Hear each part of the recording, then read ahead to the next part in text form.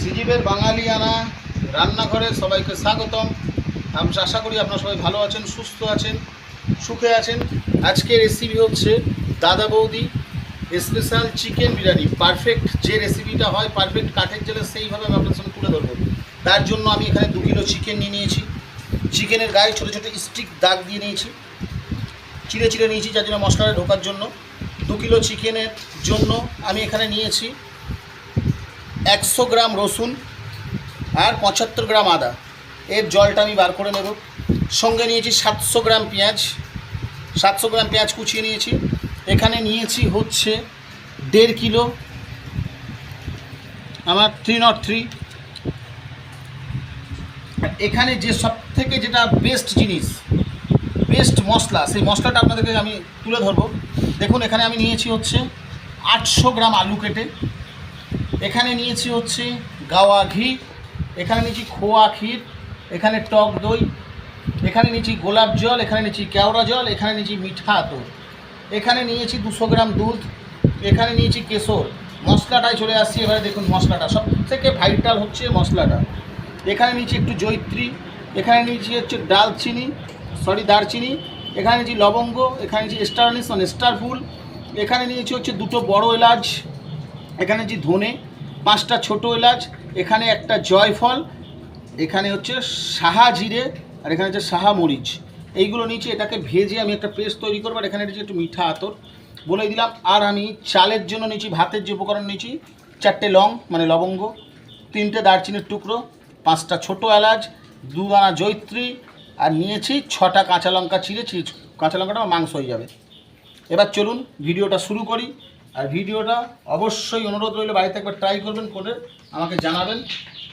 অবশ্যই অনুরোধ রইল বাড়িতে একবার ট্রাই করবেন, করে আমাকে কমেন্টে লিখবেন কেমন খেলেন। একদম পারফেক্ট দাদা বৌদি বিরিয়ানি। অনেকে বাইরে থাকেন, অনেক জায়গায় থাকেন, আপনাদের হয়তো আসা হয় না, হয়ে ওঠে না সময়ের জন্য, সেইটা আপনার সাথে তুলে ধরছি। আপনারা অবশ্যই বাইরে ট্রাই করুন, একই টেস্ট, একই স্বাদ, সব কিছু একই পাবেন।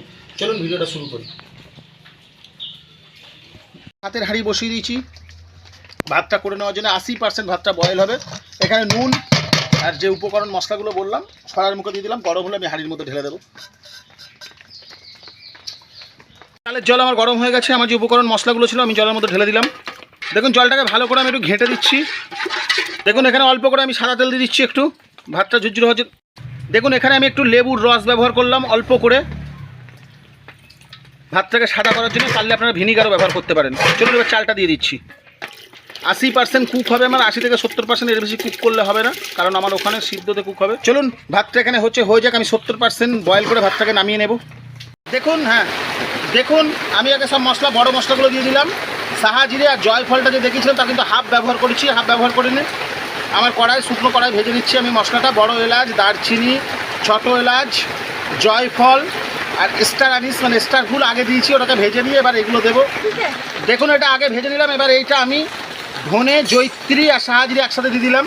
এখন ভাজা কমপ্লিট। আমি এবার এই মশলাগুলোকে নামিয়ে নিচ্ছি একটা থালার মধ্যে। আমি এটা শিলে গুঁড়িয়ে নেব, মিক্সচারে গোড়াবো না, শিলে গোড়াবো। কড়ার মধ্যে আমি সাদা তেল দিয়ে দিচ্ছি।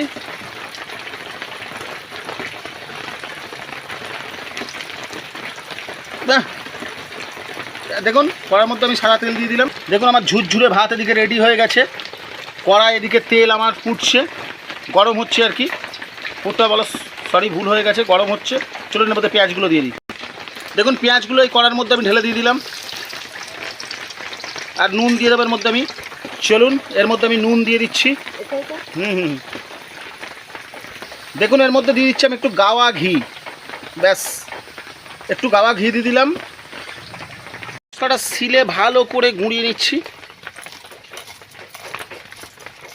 শিলের মশলা একদম পারফেক্ট আজকে আপনাদেরকে দেখাবো দাদা বৌদির টেস্ট।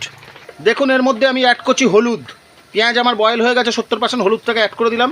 এটা দিচ্ছি আমি লঙ্কার গুঁড়ো। দেখুন, আমি এখানে ব্যবহার করছি কয়েকটা কাঁচা লঙ্কা ছেঁড়া।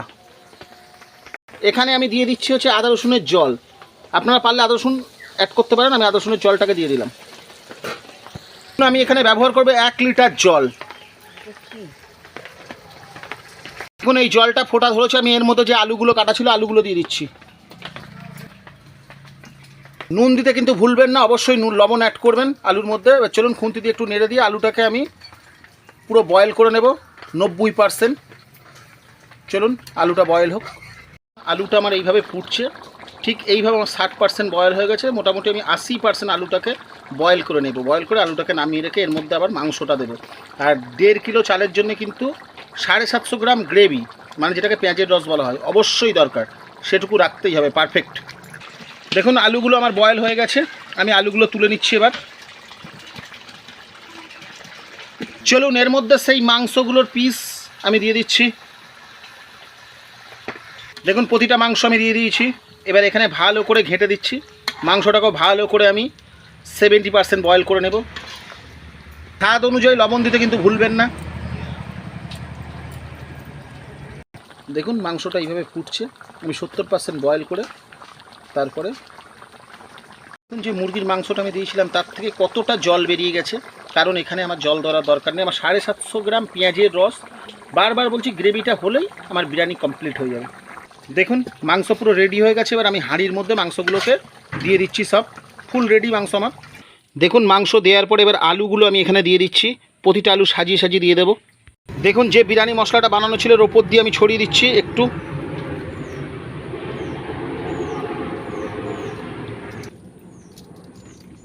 দেখুন ভালো করে বিরিয়ানি মশলা ছড়িয়ে দিলাম। দেওয়ার পরে এবার এর ওপর দিয়ে দেবো একটু টক দই অল্প করে। দেখুন 1 ছিপি ব্যবহার করছি, 1 ছিপি ব্যবহার করছি হচ্ছে 2 ছিপি ব্যবহার করছি কেওড়া জল, আর কি 2 চামচ, আর 1 চামচ ব্যবহার করব গোলাপ জল।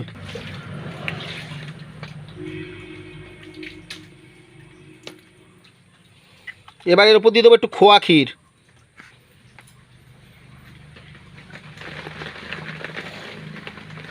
এবার দেবো মিঠা আতর 2-3-4 ফোঁটা আমি দিয়ে দেবো চারিদিকে ঘুরিয়ে ঘুরিয়ে। দেখুন এবার এই যে রাইসগুলো আমি করে রেখেছিলাম সেই রাইসগুলো একে একে আমি এর মধ্যে দিয়ে দিচ্ছি।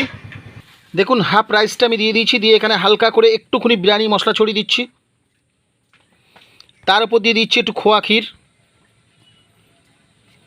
এই খোয়া ক্ষীরটা এই স্তরে একটু বেশি দেবো, প্রতিটা স্টেপ ফলো করবেন। এবারে দেবো একটু গাওয়া ঘি, অল্প করে দেব, কেন আমি বিরিয়ানি কাটার সময় ঘি ঢালবো, এখন ঢালবো না। এবারে আমি এই স্তর থেকে দিচ্ছি আমার সেই দুধে কেশর ভেজানোটা।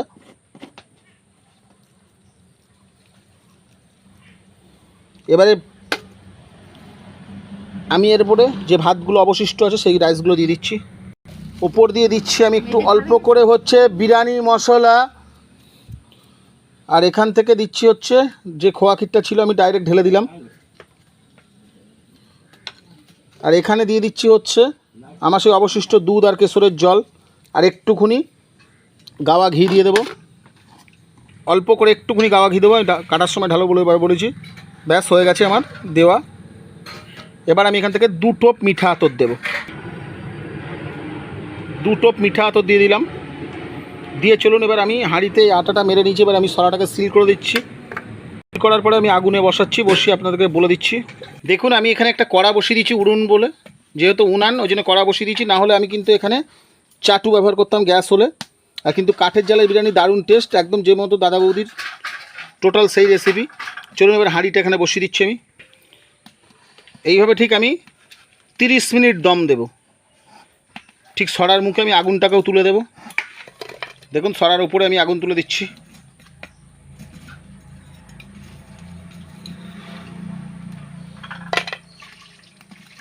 দেখুন আমি সরার উপরে আগুন দিয়ে দিয়েছি, আর এখানে নিচে দিয়েও জাল দিচ্ছি। আর এখানে দেখুন এইভাবে জ্বলবে। ঠিক আমি এইভাবে যে কড়াটা বসিয়ে দিয়েছি তারপরে জল দিয়েছি, ঠিক 35 মিনিট এইভাবে আমি দম দিয়ে বসাবো। আর 10 মিনিট আমি জাল বন্ধ করে রাখবো, রেখে সার্ভ করে আপনাদেরকে দেখাবো। দেখুন বিরিয়ানি আমি রেডি হয়ে গেছে আমার। কি বলেছিলাম আপনাদেরকে আমি 35 মিনিট, টোটাল আমি 45 মিনিট রাখবো। তো 30 মিনিট আমি রেখেছিলাম আগুনে, ওপরেও আগুন ছিল নিচেও আগুন ছিল। আর ঠিক 10 মিনিট রেখেছিলাম আগুনটা বন্ধ করে। এখন আগুনটা পুরো ফেলে দিচ্ছি, দিয়ে আমি সার্ভ করেছি। সার্ভ করে আপনাদেরকে দেখাচ্ছি। দেখুন দাদা বৌদির অরিজিনাল বিরিয়ানি কেমন হয়, এই কাঠের জালেই হয়। এটা ভালোভাবে সার্ভ করে নেওয়া হলো, ভালোভাবে সার্ভ করে নিয়েছি। এইবারে সার্ভ করব। আগে প্রথমে পরিষ্কার করে নিলাম ভালোভাবে। চলুন এবার খুলি ঢাকনাটা, খুলে আপনাদের লোভনীয় জিনিস একটা দেখাই, পারফেক্ট আগা থেকে গোড়া অবধি একই রকম টেস্ট পাবেন। চলুন। দারুণ স্মাইল,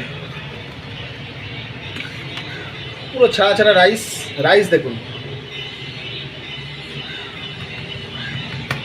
কাটার সময় আমি ঘি এখানে ঢালবো। চলুন, গাওয়া ঘি আমি ঢেলে দিলাম। দেখুন,